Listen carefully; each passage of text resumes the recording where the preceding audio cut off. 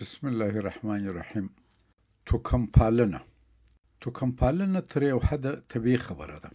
پر هر چا خپله کورنۍ، قوم او ولس ګران دی.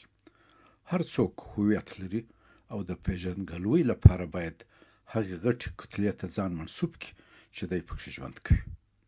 د هویت تثبیت یو ضرورت دی.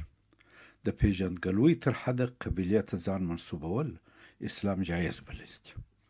خو توکم پالنه د قوم، نژاد او رنګ پر بنیاد ځان پر نورو ښه ګڼل بد او مردود کار دی. نه یم خبر چې د توکم پالنې دغه پرېوتی او منحت تعریف موږ ته له کومه راغلی دی. یو پوه سړي ډېر پخوا راته ویلي وه چې دا مفکوره له قدیم یونانه موږ ته راغلې ده او څرنګه چې سپین پوستو رومیانو دنیا ونیول، نو دا مفکوره چې سپین ښه دی هم عامه سوه. زه چې ماشوم وم، په ورځ کې له تور سپي او د شپې بیا له تورې پشي خلکو بیرولم. زه هیڅ چا له سپین سپي او یا سپینې پشي نه یم بیرولی. چې څه غټ سوم، بیا به د تور دیب کیسې راته کېدې چې ډېر خطرناک دی او ځان ورڅخه ساتل پکار دي. سپین دیب به په هره کیسه کې د بختور سړي ملګری و. شاپیرۍ به هم حتمي سپینه وه. دا کیسې به هم راته کېدې چې پخوا د باچا په انتخاب کې د سپین باز څخه کار اخیستل کېدی. تر دا اوس هم دا خبره عامه ده. امریکا چې پر افغانستان حمله وکړه په 2001 میلادي کې، داسې افغانان یې پر قدرت راوسته چې چا یې تصور هم نه کاوه. خلکو به ویل د بوش باز پر ناست دی. زموږ د کلي خان به پر سپین خره سپرېدی. په اختر کې به یې د خره کوناټي و ټټر په نکروزو ورسور کړی و او ښار ته به د عیدګاه لمانځه ته پر لوی سپین خره سپور خرامانه را روان و. زه چې ځوان سوم، خلکو به د حکومت پر کارو د تبصره کولو ډېر بیرولم او ویل به یې پام کوه، ویښ زلمیان یې د خبرو په تور کلونه د تور زندان میلمانه کړي دي. له قومندانۍ تر بندیخانې به چې پولیسو کوم لوی مجرم بیوی، نو په لاسو کې به یې تورې اتکړۍ او په پښو کې به یې تورې بیړۍ وې. ځوان وم او له کندهاره کابل ته په تعلیم پسې تللی وم. په ښار کې د یو شناخته خیاط پر دوکان ناست وم چې یوه پیشني نجلۍ یو تور ټوکر په څنګ کې نیولی راغله او خیاط ته وویله چې انا مې په روغتون کې سخته ناروغه پرته ده، له دغه تور ټوکر ما ته جامه را جوړه کړه چې که مې انا مړه سي په فاتحه کې واغوندم. هغې اصرار وکړ چې تر سبا یې ور جوړ کړي، هسې نه چې انا یې مړه سي او دا توره د جنازې و فاتحې جامه ونه لري.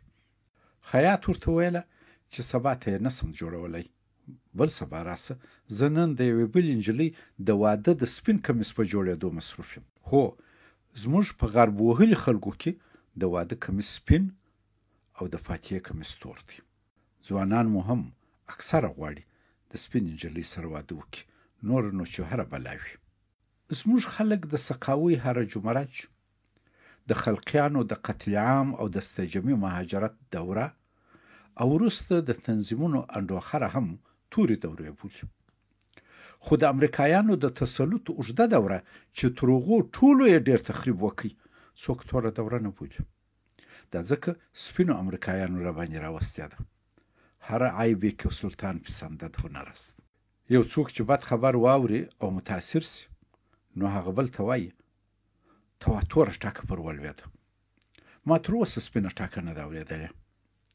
اکثره ځایونه تور د بدمرغۍ په معنا دی.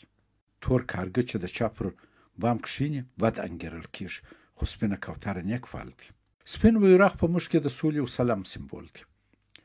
طالبانو د استاد برهان الدین رباني د حکومت دورې ته چې پکښې داخلي خونړي جنګونه او وطن ویشل سوي وو، تورو د شر فساد دوره ویل.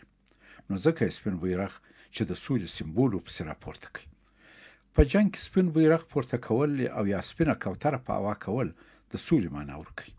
د حکومت چې له یو چا بد راځي او یا یې پوروړی وي، نو په تور لیست کې شاملوي، او چې معاف سي نو له تور لیست څخه یې وباسي او سپین سي. په 2001 میلادي کې امریکایانو په افغانستان باندې حمله وکړه. هغوی د طالبانو ډېر مشران په تور لیست کې شامل کړه چې هر چیرې وموندل سي باید ونیول سي او یا مړ سي. امیر عبدالرحمن خان هم هغه ټول غازیان چې انګریزان یې د افغانانو سره په اول او دوهم جنګ کې وژلي وه، په خپل تور لیست کې اچولي وه. د افغانستان خلک ټول یو نژاد دي. نو ځکه دلته د سپین او تور توپیر یو ډېر سطحي باور دی. خو غربي نړۍ ته چې راغلم ګورم توکم پالنه ډېره او تور سپین خورا خطرناک سیاسي کشمکش دی او یو شمېر کړۍ دلته سته چې قصداً هغه مخ ته بیایي. په غرب کې عیسی علیه السلام هر ځای سپین پوستی رسم سوی دی چې ژړ ویښتان او شنې سترګې لري. دلته د ښایست ملکې هم ټولې سپینې دي لکه مس انګلند، مس امریکا، مس بیوټي، مس یونیورسل، مس ورلد او داسې نور.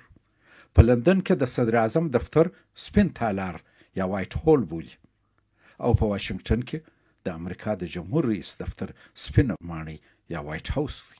خو د دې ټولو سره په نړۍ کې ډېر خلک او افریقایان، تور افریقایان په تشناب کې خپل تور ځان په سپین کاغذ پاکوي.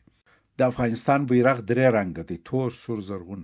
تور د خارجي تجاوز او داخلي فتور توره دوره ښيي. د اسلام د پیغمبر محمد صلی الله علیه وسلم بیرغ تور او لیوای سپینه وه. کانت رایت رسول الله سوداء و لیواه ابیض. د هغه مبارک جامې اکثره سپینې او پر سر به یې پټکی تور و. د هغه مؤذن تور بلال و او د اسلام لومړنۍ شهیده تورپوستې سمیه وه. علیه السلام تبعیض، نژادي او قوم پرستي حرام ګرځولې وه. په اسلام کې تور و سپین، نر و ښځه یو شی او دواړه د یو او بل متمم دي. موږ ته پر همدغه لار تګ پکار دی. زموږ ملي وحدت د توکم پالنې په غندلو او د ورورګلوۍ په ساتلو ترسره کېدی سي. والسلام علیکم ورحمة الله وبرکاته.